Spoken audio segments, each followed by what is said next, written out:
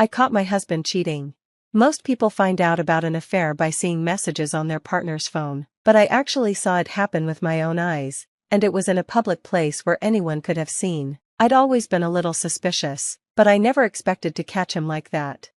My name is Christina. I'm a stay-at-home mom with a 6-year-old son. The day it happened, my husband was supposed to be off work, and we'd planned a family outing, but when I woke up, he was already gone. He'd left a message saying he was going to take care of his sister, who had a fever, and would be back in the evening. I sighed in frustration. Our son had been excited to go to the amusement park, and this was supposed to be a rare day for us to spend together. My husband had been busy with a big project for 6 months without any breaks, so I'd been really looking forward to this. It also struck me as strange. His sister had a fiancé who could care for her, so why did he have to go? My husband has always been very attached to his sister. In fact, he once told me he started dating me because I looked like her. While that may have been a compliment, it also made me uncomfortable. I met his sister once. She's kind and beautiful, but I still felt weird about him comparing me to her. Before we had our son, my husband used to talk about wanting both a boy and a girl and often initiated intimacy, but after our son was born, he stopped being affectionate, and our intimacy disappeared completely, given how much he used to enjoy it. I wondered if he was finding that connection somewhere else.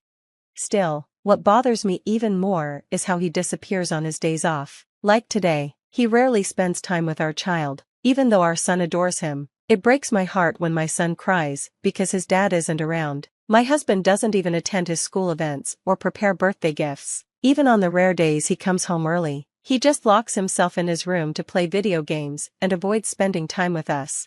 I thought maybe he was working hard on his project, but I recently found out that wasn't true either. I asked an old friend who works at the same company if my husband was actually busy. They laughed and told me he's known as a windowside employee, someone who has little to do and leaves on time every day. I knew something was off. My husband kept claiming he was busy with a big project, but his salary hadn't gone up. It was still around $1,500 a month. Plus, he didn't look tired at all. Instead, he seemed relaxed, which only made me more suspicious that he might be cheating. While I was feeling frustrated, I made breakfast. Then I realized something strange. My son, who's always up by 7 a.m., on his own, was still asleep, and it was getting late. If he didn't hurry, he'd miss the school bus, so I went to his room to wake him. He didn't respond, just let out a groan of pain. Worried, I touched his forehead. It was burning hot. When I shook his shoulder gently, he barely opened his eyes and whispered, "Mom, I can't breathe." My heart sank. There'd been a disease outbreak at his nursery school, and I was terrified that he might be infected. Some kids had even died from it. I tried to call my husband in a panic, but he didn't answer. I sent him a message and then called my mom, who's a nurse, for advice on what to do. Following her instructions, I quickly made an ice pillow for him and checked his temperature. It was over 102 degrees Fahrenheit. I called an ambulance right away and kept him drinking water as we waited. Because of the infection risk, I couldn't ride in the ambulance, so I took a taxi to the hospital where they'd be taking him. I kept calling my husband along the way, hoping he'd answer, but he didn't. I left him an online message, praying he'd see it and come to the hospital.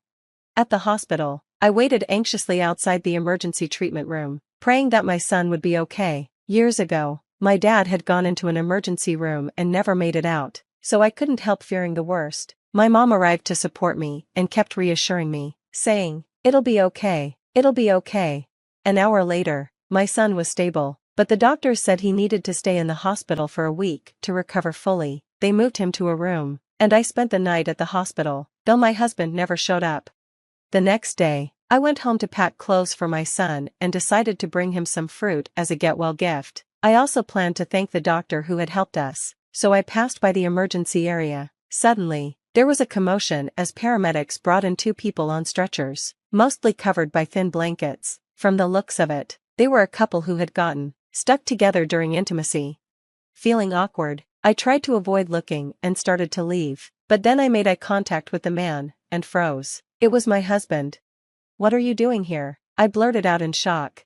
He stammered, I caught my sister's cold, and, I was speechless. Why was my husband here, naked, and with another woman right after our son had been hospitalized? My head was spinning with questions. Then, as I looked at the woman he was with, I felt a surge of anger. I recognized her. It was his sister, Brenna. Time seemed to slow down as it all sank in. I'd suspected he was lying when he said he was taking care of his sister, but I never imagined this. Even if he had come to visit our son, there was no reason he'd show up in this condition, and with his own sister. It was beyond belief.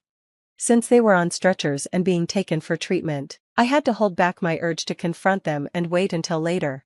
They couldn't avoid facing me forever, so I decided to confront them later. With a sick feeling in my chest, I went back to my son's hospital room to be with him and sort through my feelings. After a while, I checked my phone and saw tons of messages from my husband. As I expected, he was trying to cover up the situation, but he didn't mention our son or ask about his health at all. I ignored his messages and stayed focused on my son. An hour later, the doctor who had treated my son came in and smiled. "Your son is very healthy and recovering quickly," he said. "His fever's down, and his condition is stable. We thought he might have an infection, but it turned out to be heat stroke along with a cold. Giving him water was the right thing to do. You're a smart mom, he's lucky to have you." I thanked the doctor, feeling grateful for my mom's advice. I thought about buying her a nice gift later to show my appreciation, but, as relieved as I felt about my son's recovery, I could feel anger boiling up inside me, thinking about my husband. Apparently, my anger showed on my face, because my son looked at me and said, "Mama, your face looks scary." I forced a smile and reassured him, saying I'd be back soon. Once I left the hospital, I called my husband, who had left over 100 missed calls. The moment he picked up, he started rambling with excuses, saying, "It's not what it looked like, there's a reason," and kept going. I felt disgusted. Shouldn't he have been more concerned about our son instead of making excuses? The fact that he could do something like this with his own sister, while ignoring our child's needs, made me worry about our son's future. I realized he'd never change, so I decided right then to divorce him. It might be hard, but I could manage it for my son's sake. "So, you were busy with that while our son was suffering, huh? You probably did this every chance you got, and with your own sister. That's just disgusting," I told him bluntly. He had no words. I continued, "Oh, and by the way, I've already told your parents, but don't worry, I won't tell your company. I'd rather you keep your job so you can pay alimony and child support. Goodbye." 3 days later, my son was fully recovered, and we finally returned home together. Of course, my husband wasn't there. After that incident, he tried to apologize in person, but I handed him the divorce papers I'd already signed. He begged me to forgive him, insisting it was his first mistake and that I was all he had. I replied coldly, "You're still lying. I already know everything, your sister told me everything."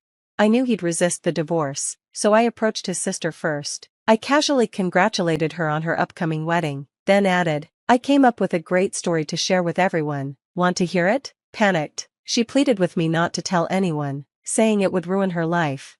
I pretended to consider it. "Fine, I'll keep quiet, but only if you tell me exactly how many times you were with my husband." Without hesitation, she confessed everything.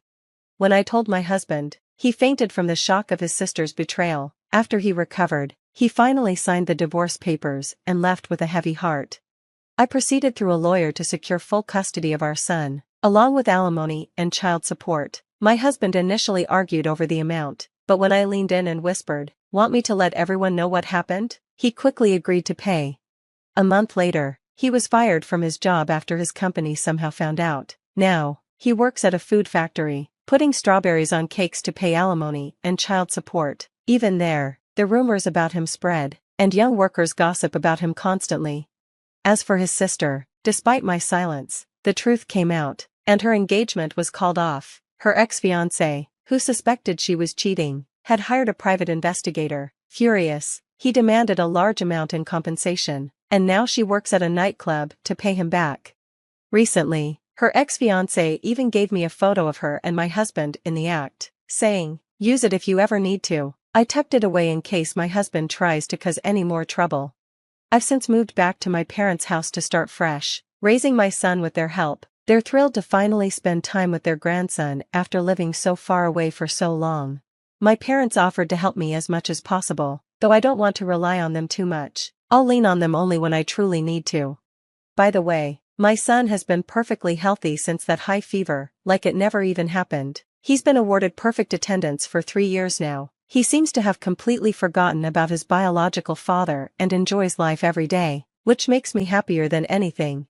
Oh, and our family has grown. Angel, our white cat, is now peacefully sleeping on my lap. Before we moved, Angel often came to play in my yard. When I went to say goodbye, he jumped onto my lap and stayed there, like he wanted to come along. I was sad to leave him, so I brought him with me to my parents' house. Now, he's close with my parents, and he's become just as important to me as my son.